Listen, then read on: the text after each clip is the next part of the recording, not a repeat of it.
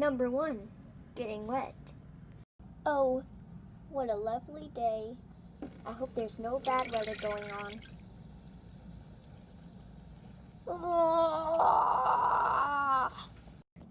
Number 2, catching a cold.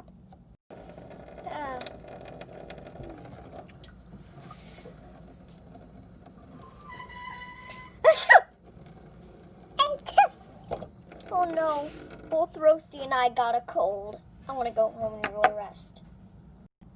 Number 3, getting cold inside the temperature. Oh, who knew rain could be so soaking and cold? I'm soaking wet. We're so cold.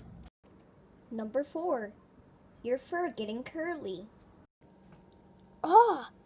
This stupid rain is getting our fur so curly. Don't you agree, Roasty?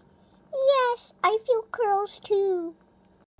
And last but not least, number 5, when you don't have an umbrella. Ah, we're getting so wet, even though we don't have an umbrella. I hate getting wet without an umbrella. Okay, guys, this was our 5 reasons that we do not like the rain. And make sure to subscribe and ring the bell and leave a comment in the description below. Bye. Number 1, getting a splinter.